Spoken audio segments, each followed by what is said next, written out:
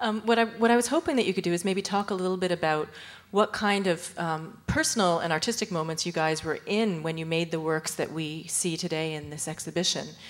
Because as I was trying to point out, there is a certain history to this, and most of you are actually doing other things now. You're on to different series and so on. So it would be good, I think, for the audience, for you to contextualize a little bit about where you were at when you were creating these works. I created this body of work in my final thesis year in 2006 at the Ontario College of Art and Design. And at the time when I was creating the piece, I was kind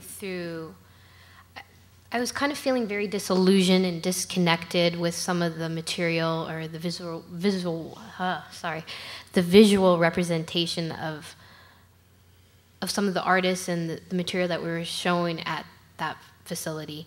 And I just felt that there wasn't enough work that was being shown by African Canadian artists and African American artists and just artists who are visible minorities. And I couldn't relate to it, and I felt that a lot of the images I was seeing kind of re-perpetuated the stereotype of blacks. And for me, it started to become very problematic. So I kind of sat there and I thought, well, what can I do to counteract this feeling? And this work, although it kind of started from this feeling disillusioned, it kind of started to take a different turn when I was thinking about my own heritage and my own Jamaican background. And when I think about it now, I kind of think of it as a love letter to my father. I don't know where he is, and I say this because for me, as being biracial, I'm always feeling that I always felt that I'm more connected with my Jamaican heritage, and I guess I don't know why that is, I just always have. And I started to think about my family and just what it would have been like for them to have migrated here to Canada at a very young age, and just remembering their stories. And the moment of clarity happened for me is when we were sitting around in the backyard and my dad and my Uncle Ron were talking about duppies, and this means Jamaican ghosts.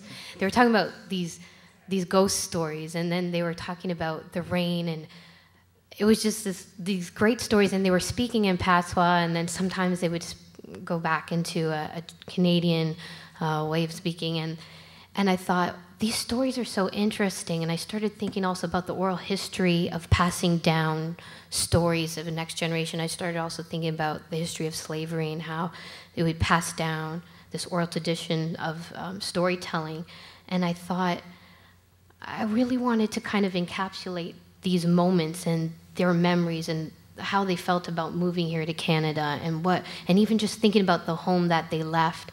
So that's kind of where the work ended up turning out, from feeling disillusioned with some of the subject matter that I thought, I felt like I was filling in the gap for me that I thought was that there was such a void.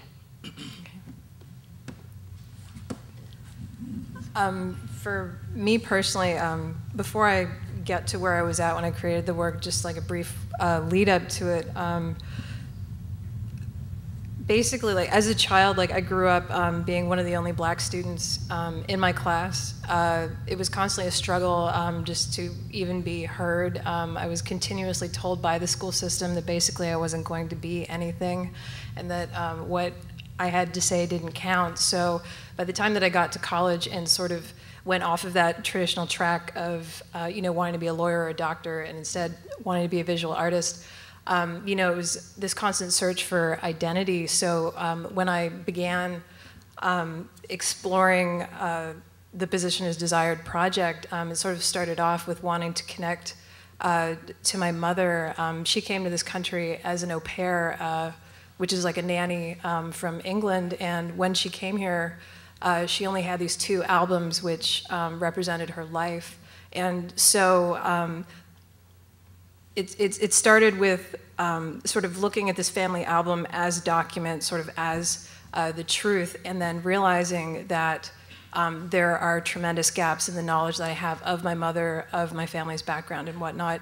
And so as I began to sort of pore over this found material, I found that I became more interested in the gaps themselves, in the memories, and in my knowledge of her. And through that, now that I have distance on the project, because I did create it back, I think in 2002, I sort of see that also what I was trying to do was sort of create like a universal theme and show that, you know, like as a Black person, we do have a lot of stories to tell that are universal, whether that, you know, just in terms of family and these rich histories, and even in terms of migration and other subjects like that, that other cultures can relate to.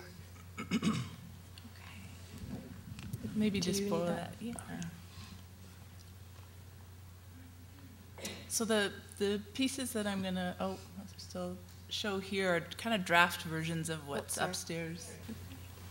So this is thank you, a draft version of some of the work that's This is a draft version of some of the work that's upstairs in the gallery. I didn't want to show you the same things. My story is a little bit long. I'll try to condense it for you here. I'm the child, the product of a Black Bermudian father and a white Belgian mother who both died when I was an infant. My mother's parents adopted me and brought me back to Canada, and I'm now a Canadian citizen, but I grew up knowing a lot about my mother's parents. They have pictures going back to the late 1800s of the family in Belgium and France and Spain. And I didn't grow up with any imagery or access to my father's family at all. And so I decided that that was something that was really important to me. So when I was 22, I made a trip to Bermuda and found my extended family that was there. And one of my uncles found a suitcase in the back of my grandmother's closet that was full of photographs of our family that no one had ever seen. It had been put back there in the 1970s, we're guessing, because there's no pictures in there after that. So it started as a personal journey for me, just to figure out this side of my family.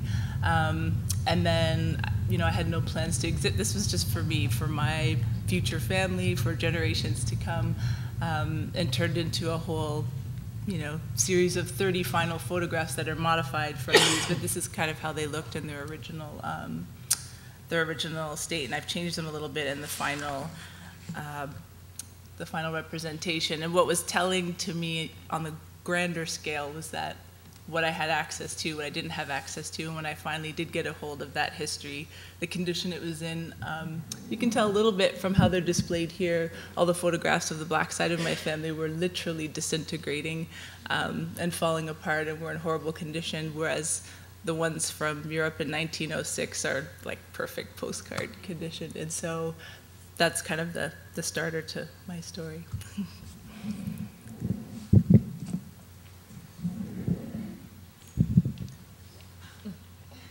That's okay.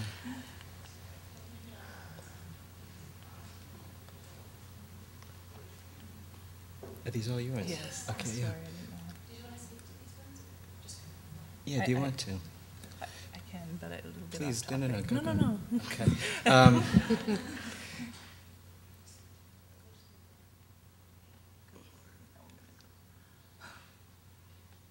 I just want to, as Ken mentioned,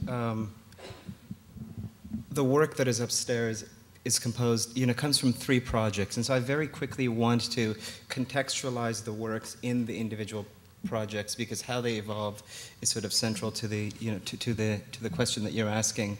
But I think I begin with why photography, and specifically why photographic portraiture for me, and something that Stacy said really resonated for me in terms of, I come from, you know, my background is this Eritrean community that's been dispersed throughout the globe, and so photography became the central mechanism with which you were able to establish certain relationships. And so the first body of work is called Transliteration from 2002, 2003. And these were 3 bodies of work that I did when I was a student when I was doing my BFA at Concordia University. And so this was, you know, these large-scale images which sampled European historical images, but resituated.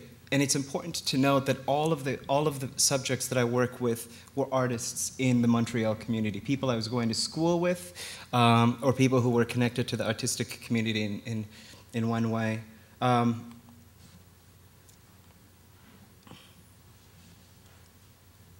So this is the calling of St. The Calling of St. Matthew by Caravaggio.